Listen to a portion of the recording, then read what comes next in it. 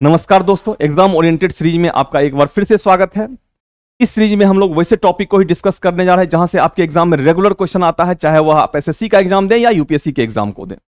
तो इसी सिलसिला को आगे बढ़ाते हुए जहां प्रीवियस लेक्चर में हम लोगों ने विषुवतीय जलवायु पर और उससे रिलेटेड इंफॉर्मेशन पे डिस्कस किया था, आज के इस पर्टिकुलर सेशन में हम लोग जो ग्रासलैंड्स होते हैं, जो घास के मैदान होते हैं पृथ्वी पे, जो यह कितने प्रकार के होते हैं और किस घास के मैदान की क्या विशेषता है और किसका कहां वितरण है, ऐसे इंफॉर्मेशन को हम लोग कवर करने जा रहे हैं।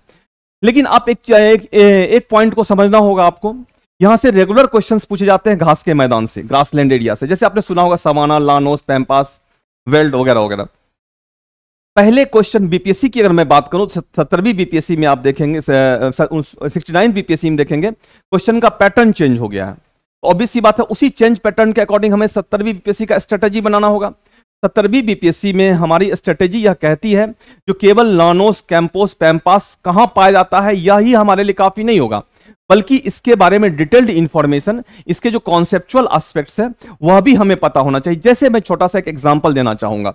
एग्जांपल यह है, अगर आपसे क्वेश्चन का फॉर्मेट हो सकता है, लगभग 85 सेंटीमीटर के आसपास वर्षा, मैक्सिमम वर्षा इन समर सीजन, ग्रीष्म ऋतु में वर्षा, उसके बाद वनस्पति की अलग अलग प्रजातियों में 3 विशेष प्रकार की प्रजाति, जिसमें वनस्पतियां, उसके बाद जो है लंबी लंबी घासें और झाड़ियां, तीनों का एक कैटेगराइजेशन, और साथ ही साथ निम्न अक्षांशीय क्षेत्र से संबंधित जलवायविक प्रदेश में किस प्रकार के घास के मैदान नहीं पाए जाते हैं, यह इंफॉर्मेशन अगर आपको दे दे, या पाए जाते हैं और ऑप्शंस हो, अगर पाए जाते हैं ऑप्शन हो, और ऑप्शन में आपको दे दे पैम्पास है, उसके बाद दे दे प्रेडीज है, स्टेपीज है, उसके बाद दे दे वेल्ड है, और लास्ट में ऑप्शन दे दें आपको लानोस है, तो आपका आंसर क्या होगा।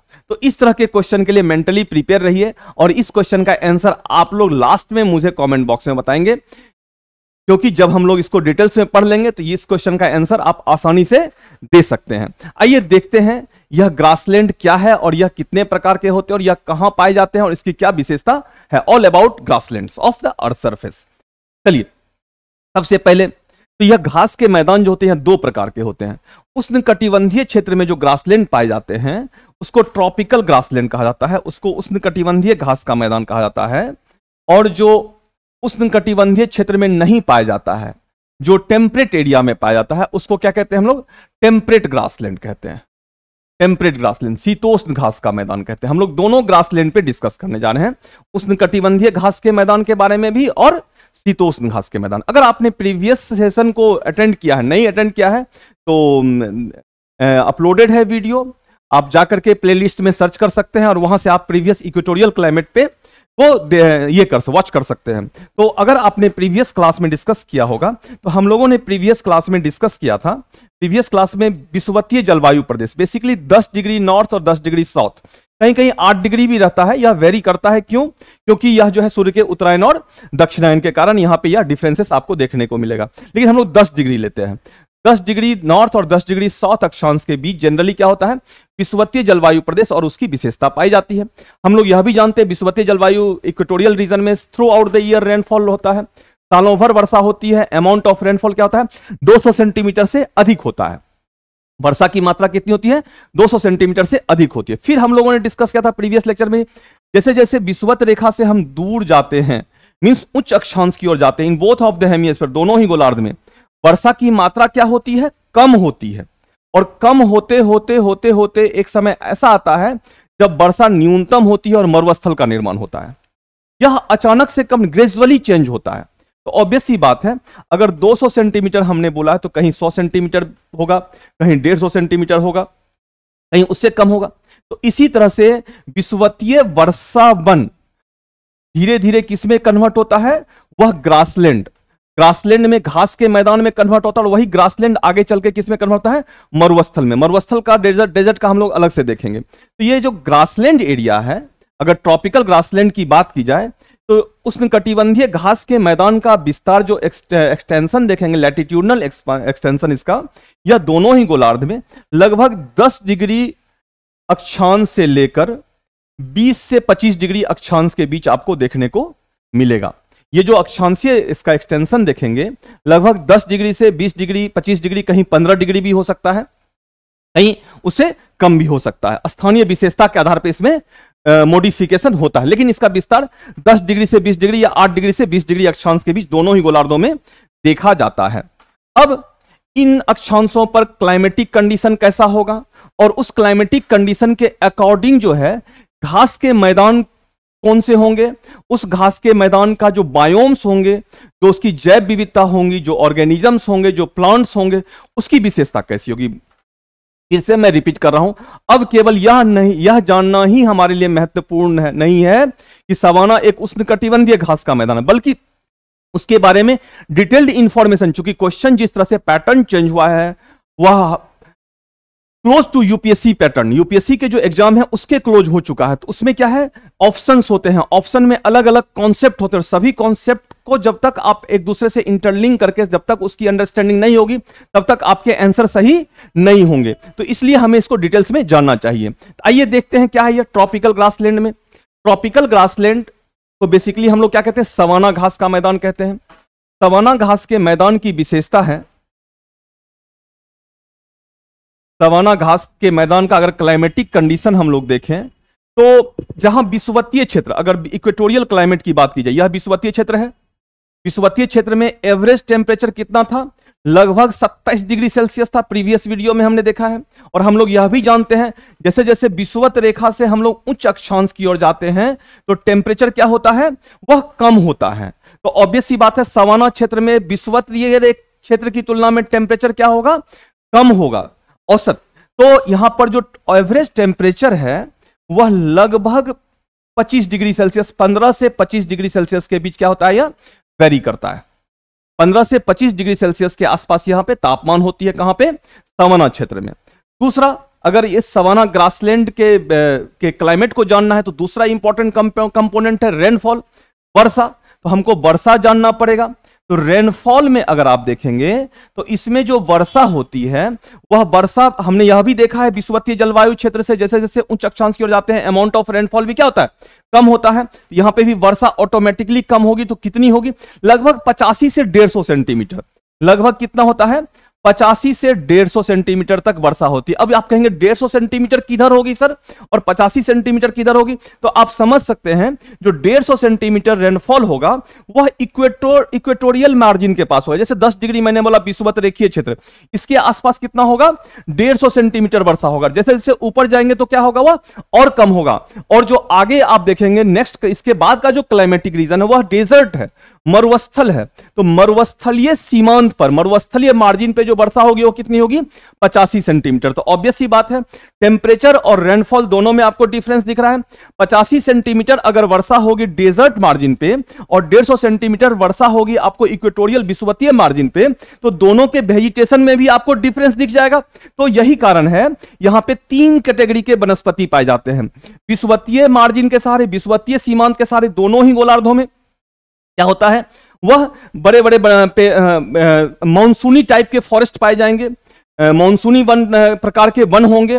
और जैसे जैसे उच्च अक्षांश की ओर जाएंगे तो वह ग्रासलैंड में घास, बड़े बड़े एलिफेंट ग्रास, घास की लंबाई अधिक होगी। और जैसे जैसे हम डेजर्ट मार्जिन की ओर जाएंगे तो ग्रास क्या होंगे, स्मॉलर ग्रास, छोटे छोटे घास में कन्वर्ट हो जाएंगे। तो इस तरह से यहां पे वेजिटेशन का नेचर होता है। और यह नेचर जो है यह किससे डिसाइड होता है, यहां के टेम्परेचर और वर्षा के कारण। तो आपको कॉन्सेप्चुअली यह भी याद रखना होगा, यह भी पता होना चाहिए आपको, केवल वितरण से हमारा अब काम नहीं चलेगा। आइए अब देखते हैं इस सवाना जलवायु प्रदेश अर्थात उष्णकटिबंधीय घास के मैदान के क्षेत्र का वितरण कहां कहां है और फिर इसमें किस प्रकार के ग्रासलैंड्स पाए जाते हैं और किस प्रकार के ऑर्गेनिजम्स होते हैं, किस प्रकार की वनस्पतियां होती हैं और किस प्रकार के जीव जंतु होते हैं। क्यों इसको natural zoo of the world कहा जाता है, विश्व का प्राकृतिक चिड़ियाघर कहा जाता है। आखिर क्या कारण है सवाना एरिया को natural zoo of the world कहा जाता है, ना कि विश्व, जबकि जैव विविधता सबसे अधिक कहां होती है, बायोडायवर्सिटी कहां होती है, वह इक्वेटोरियल रीजन में होती है। सवाना रीजन में बायोडायवर्सिटी मैक्सिमम नहीं होती है, लेकिन natural zoo of the world कौन है, वह सवाना रीजन है। यह डिफरेंस कैसे है, आइए देखते हैं। सबसे पहले इसका लोकेशन देखते हैं हम लोग, वर्ल्ड वाइड कहां कहां सवाना घास का मैदान पाया जाता है। अगर आप देखेंगे मैप पे, तो मैप पे आप एक मिनट, मैप पे आप देख पा रहे होंगे ये जो एरिया है, ये जो मैं लाइन दे रहा हूं, ये बेसिकली विषुवतीय लाइन है, इक्वेटोरियल लाइन है, 0 डिग्री है। यह देख रहे हैं, यहां विक्टोरिया लेक से पास किया है, यह विक्टोरिया झील से विषुवत रेखा, या अमेजन बेसिन से, या अफ्रीका से। जो सवाना घास का मैदान होगा इसके नॉर्थ में होगा और इसके साउथ में होगा। एग्जैक्टली अभी हम लोगों ने यही डिस्कस किया था। इसके ऊपर होगा, ऊपर कहां होगा, 10 डिग्री अक्षांश के ऊपर जनरली होता है, 8 डिग्री भी कहीं हो सकता है, कहीं 15 डिग्री लैटिट्यूड्स भी हो सकते हैं। तो 8 डिग्री या 10 डिग्री अक्षांश के ऊपर होगा, नॉर्थ होगा, उत्तर और दक्षिण दोनों ही हेमिस्फीयर में। तो सबसे पहले दक्षिण अमेरिका में देखते हैं इसका लोकेशन कहां है। तो दक्षिण अमेरिका में आप देख रहे हैं यह ग्रीन कलर जो दिख रहा है, यह सवाना ग्रासलैंड है। सवाना ग्रासलैंड मींस क्या, ट्रॉपिकल ग्रासलैंड। क्योंकि सवाना नाम जो है, बेसिकली नाम के बारे में अगर आप देखेंगे तो नाम जो है यह अफ्रीका से आया है।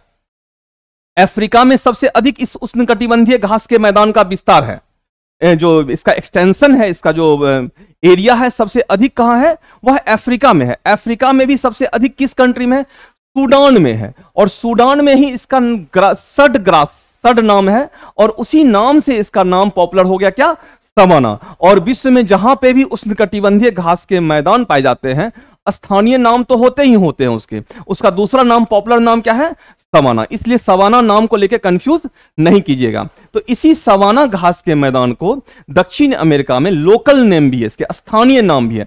स्थानीय नाम क्या है, तो आप देखेंगे यह वेनेजुएला है। यह वेनेजुएला है जो कि काफी न्यूज में भी रहा है। यह कंट्री क्यों न्यूज में रहा है आप हमें कमेंट बॉक्स में बताएंगे। वेनेजुएला में इसका नाम लानोस है, और ब्राजील में, दक्षिण में यह ब्राजील है, ब्राजील में इसका नाम क्या है, कैंपोस है। वेनेजुएला में लानोस है और दक्षिण में ब्राजील में क्या है, यह कैंपोस है। तो साउथ अमेरिका में सवाना ग्रासलैंड 2 है, एक वेनेजुएला नॉर्थ में और साउथ में क्या है, कैंपोस है। आपको इस कॉन्सेप्चुअल इंफॉर्मेशन के साथ यह फैक्ट्स भी आपको हो सकता है ऑप्शन का एक पार्ट हो। फिर आते हैं हम लोग देखते हैं अब अफ्रीका कॉन्टिनेंट में क्या है।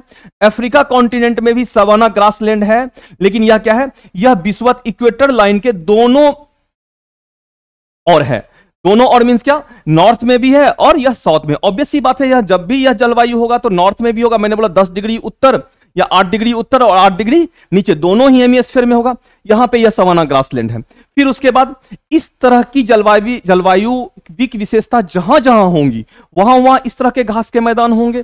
किस तरह की जलवायु विशेषता, लगभग 15 से 25 डिग्री सेल्सियस टेम्परेचर और 80 से 85 सेंटीमीटर के आसपास वर्षा, 150 सेंटीमीटर तक के वर्षा के क्षेत्र को हम लोग कहां रख सकते हैं, सवाना में। अगर भारत में भी ऐसा कुछ है तो वहां पे भी सवाना, जैसे भारत में पश्चिमी घाट पर्वत, वेस्टर्न घाट माउंटेन का जो ईस्टर्न पार्ट है, यहां पे वर्षा की मात्रा कम होती है क्योंकि वह क्या है, माउंटेन शैडो रीजन होता है, वर्षा छाया क्षेत्र होता है, जिस कारण से यहां पे वर्षा की मात्रा 50 सेंटीमीटर के आसपास होती है। और 50 सेंटीमीटर वर्षा के सभी क्षेत्रों में 80 सेंटीमीटर से लेकर 50 सेंटीमीटर वर्षा के क्षेत्र में कौन से घास होंगे, सवाना घास होंगे। फिर यह माउंटेन फुट रीजन, शिवालिक के पर्वत पदीय क्षेत्र में अगर वर्षा की मात्रा कम हो रही है, नॉर्थ ईस्ट के क्षेत्र में भी कौन सा घास पाया जाता है, सवाना घास पाया जाता है। फिर यहां पे ऑस्ट्रेलिया का यह केप यॉर्क पेनिनसुला है।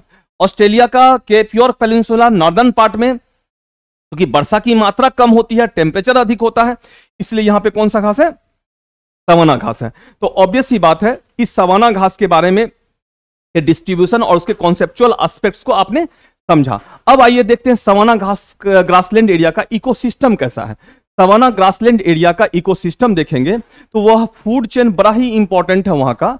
वहां पे जनरल मैक्सिमम जो जनसंख्या होगी वह किसकी होगी, क्योंकि घास है, हर्बीवोरस जो शाकाहारी होंगे उसकी जनसंख्या अधिक होगी। लेकिन ऐसा नहीं जो मांसाहारी होंगे उसकी जनसंख्या, अगर हर्बीवोरस होगा तो उसके जनसंख्या को कंट्रोल करने के लिए भी मांसाहारी होगा, मींस शेर होंगे। और यहाँ पे जो मैमल्स होंगे, चौपाया प्रजाति होंगी, वह उसकी संख्या अधिक होगी। विषुवतीय क्षेत्र में क्या था, मैंने बोला था एप लंगूर टाइप के मंकी के अलग अलग प्रजाति होंगे। और यहाँ पे क्या होंगे, यहाँ पे मैमल्स जो चौपाया प्रजाति हैं उसकी संख्या, उसकी विविधता क्या होगी, अधिक होगी। दूसरा, यहां के क्षेत्र की विशेषता क्या होगी, यहां पे जो एनिमल्स होंगे वह उनका जो है ट्रांसपोर्टेशन, उनका जो मूविंग है, मूवमेंट एरिया क्या होगा, अधिक होगा। मान लीजिए समर सीजन में वर्षा हुई और जब जिस समय वर्षा नहीं हुई उस समर मंथ में वह पानी की खोज में लंबी दूरी तक तय करते हैं। तो आप देखेंगे, अगर आपने डिस्कवरी चैनल वगैरह देखा होगा, उसमें सवाना इकोसिस्टम का बड़ा ही इंटरेस्टिंग सा मैकेनिज्म दिखता है फूड चेन का। जब एलिफेंट पानी की खोज में सैकड़ों किलोमीटर दूर तक जाता है और उस दूर तक जाने के क्रम में वह बहुत सारे झील वगैरह को पास करता है, और झील को पास कर रहा होता है उस समय क्रोकोडाइल जो है, मगरमच्छ उसका वेट कर रहा, इंतजार कर रहा होता है। तो इसलिए हाथी जो है, एलिफेंट जो है, अपने बच्चों को, हाथी को तो प्रॉब्लम नहीं, लेकिन उसके बच्चों को बहुत सेफ्टी से ले जाता है। ठीक उसी तरह से हिरन यह मान के चलता है हम पानी की खोज में जा रहे हैं और कितने लौट के आएंगे यह हमें पता नहीं है, इसलिए अपने बच्चों को वह पानी में मगरमच्छ से या शेर से बचने की ट्रेनिंग वह पहले से दे रहा होता है। यह पूरा बेहतरीन इकोसिस्टम सवाना क्षेत्र में आपको दिखने को मिलेगा, इसलिए natural zoo of the world कहा जाता है। यहां पे जो ग्रासेस पाए जाते हैं वह एलिफेंट ग्रास, जो हाथी जैसा घास की ऊंचाई क्या होती है, अधिक होती है। मैंने बोला है विषुवतीय क्षेत्र से जैसे जैसे मरुस्थल की ओर जाएंगे तो घास की ऊंचाई क्या होगी, कम होगी। तो इसमें ग्रासलैंड जहां पे वर्षा अधिक होगी वहां पे घास की ऊंचाई क्या होगी, अधिक होगी। दूसरा पार्कलैंड टोपोग्राफी। पार्कलैंड टोपोग्राफी क्या होता है, कुछ इस तरह से देखिए, ये एक मिनट, पार्कलैंड टोपोग्राफी का कुछ इस तरह से स्ट्रक्चर होता है, ये कुछ ऐसे ऐसे बने रहते हैं और नीचे क्या रहता है, यह झाड़ियां होती है। ये कुछ पार्कलैंड जैसा ही टोपोग्राफी दिखाता है। तो ये पार्कलैंड टोपोग्राफी जैसे वेजिटेशंस हैं, वह कहां की विशेषता होती है, वह सवाना की विशेषता होती है। देख पा रहे होंगे कितने सारे ऑर्गेनिजम्स हैं। अगर यहां पे हिरन, जिराफ पानी पी रहा है तो क्रोकोडाइल वेट कर रहा होता है, और अगर 50 हिरन पानी पीने गया है तो एक दो उसका भोजन होता है, वह भी इसी सीजन का इंतजार करता है, उसके फूड, वह अपने फूड के लिए इसी पर डिपेंडेंट होता है। इस तरह से बहुत सारा आपको यहां पे फूड चेन दिखेगा और फूड इकोसिस्टम दिखेगा जो एक दूसरे के ऊपर क्या है, निर्भर है। तो ये सवाना ग्रासलैंड और उसके कॉन्सेप्चुअल एस्पेक्ट और उससे संबंधित जो फैक्ट्स है जो आपके एग्जाम पॉइंट ऑफ व्यू से इंपॉर्टेंट है। एक और विशेषता चलते चलते समझ लिए सवाना ग्रासलैंड का। सवाना ग्रासलैंड की एक और विशेषता है, वह क्या है, यहां के जंगलों में आग लगने की टेंडेंसी अधिक होती है। मींस जो फायर रेसिस्टेंट कैपेसिटी है यहां के जंगलों में क्या होती है, कम होती है। क्यों? क्योंकि यहां पे टेम्परेचर अधिक है और वर्षा की मात्रा क्या है, कम है। इस कारण से यहां के जंगलों में बड़े पैमाने पे आग लगती है और आग से बहुत सारे जंगली जानवर क्या होते हैं, डेथ हो जाती है। तो यह सवाना क्षेत्र के बारे में पूरा डिटेल्ड इंफॉर्मेशन है जो आपके एग्जाम में अगर किसी भी एंगल से क्वेश्चन आता है तो वह नहीं छूटेगा। आइए अब सवाना के साथ साथ हमने बोला था जो एक और ग्रासलैंड है, वह कौन सा है, वह है टेम्परेट ग्रासलैंड। टेम्परेट ग्रासलैंड में थोड़ा सा हम लोग को और सेलेक्टिव हो जाना है। सवाना में चूंकि सवाना का एक बहुआयामी डायमेंशन है, उस कंपेयर में टेम्परेट ग्रासलैंड का इकोलॉजिकली उतना इंपॉर्टेंस नहीं है, इसलिए टेम्परेट ग्रासलैंड में हमारा कॉन्सेप्चुअल पार्ट थोड़ा कम हो जाता है। शीतोष्ण घास का मैदान नाम से स्पष्ट है, यह शीतोष्ण क्षेत्र में होगा, मींस क्या हो, उष्णकटिबंधीय क्षेत्र के ऊपर होगा। इस घास के मैदान का अलग अलग देश में अलग अलग नाम है, जैसे स्टेपीज है। स्टेपीज आपको इसको यूरेशिया में कहते हैं। स्टेपीज का क्या नाम है, यूरेशिया में है। यूक्रेन जो है देखेंगे आप, अभी गेहूं के लिए सवाना जो शीतोष्ण घास के मैदान होते हैं टेम्परेट ग्रासलैंड, वह इंपॉर्टेंट इंफॉर्मेशन है। यह गेहूं कल्टीवेशन के लिए इंपॉर्टेंट होता है क्योंकि शीतोष्ण क्षेत्र शीत क्षेत्र है और गेहूं कैसा क्रॉप है, वह शीतोष्ण क्षेत्र में पाए जाने वाला फसल है। तो शीतोष्ण घास का मैदान जो है वह व्हीट कल्टीवेशन के लिए फेमस है। इसमें स्टेपीज जो है, स्टेपी कहां होता है, यूरेशिया क्षेत्र में होता है। यूरेशिया क्या है, यूरोप और एशिया का क्षेत्र है। यहां पे इसका नाम क्या है, स्टेपीज है, जो शीतोष्ण घास का मैदान है। फिर पुस्तेज एक और नाम है जो हंगरी में है। बेसिकली इसको कहां कहा जाता है, हंगरी में, which is also example of temperate grassland. फिर प्रेडीज कहां है, यूएसए और कनाडा के बॉर्डर पे देखेंगे।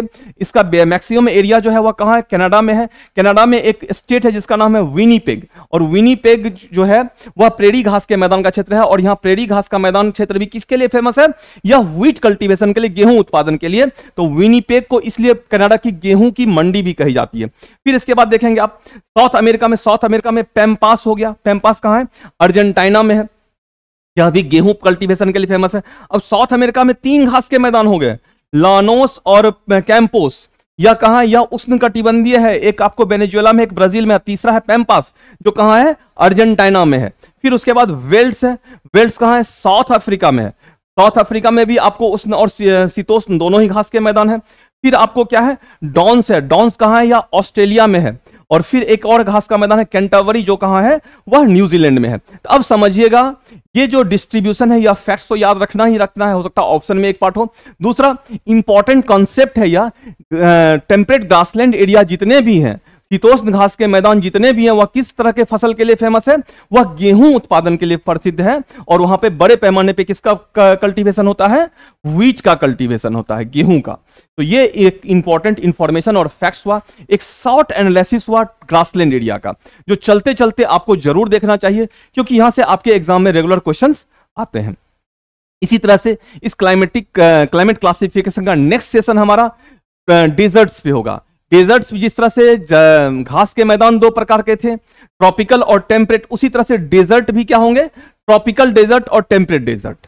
फिर उसके बाद हम लोग भूमध्य सागरीय जलवायु, मेडिटेरियन क्लाइमेट और उसके डिस्ट्रीब्यूशन और उसकी विशेषता, फिर वेस्टर्न यूरोपियन टाइप क्लाइमेट और उसका डिस्ट्रीब्यूशन और उसके कैरेक्टरिस्टिक। ये 4-5 ऐसे क्लाइमेट्स है जहां से रेगुलर आपके एग्जाम में क्वेश्चंस आते हैं। इसको रामबाण मान के चलिए, अगर यहां से आप पढ़ के जाते हैं तो आपका मिनिमम एक क्वेश्चन तो आपका श्योर है, प्योर एंड शॉर्ट है, और मैक्सिमम 2, 3, 4 कुछ भी हो सकता है। चाहे वह आप एसएससी का एग्जाम देने जाए, क्लरिकल एग्जाम देने जाए, चाहे वह आईएएस का एग्जाम देने जाए, यूपीएससी एग्जाम देने जाए। और ये जो आपका सेशन है, यह कॉम्प्रिहेंसिव मैनर में कवर किया गया है। यह छोटे से छोटे एग्जाम के इंफॉर्मेशन को भी इसमें गैदर किया गया है, और बड़े से बड़े एग्जाम के कॉन्सेप्ट को भी इसमें क्या किया गया है, कवर किया गया है। तो इसके साथ ही इस सेशन को हम लोग यहीं कंप्लीट करते हैं, और नेक्स्ट सेशन में फिर मिलते हैं नए सीरीज के साथ, नए टॉपिक के साथ, इसी टॉपिक का नया पार्ट। तो इसको कंप्लीट करना है, और मैंने जो स्टार्टिंग में क्वेश्चन दिया था उसका आंसर भी करना है। ठीक है, thank you, thanks a lot all of you, have a good day.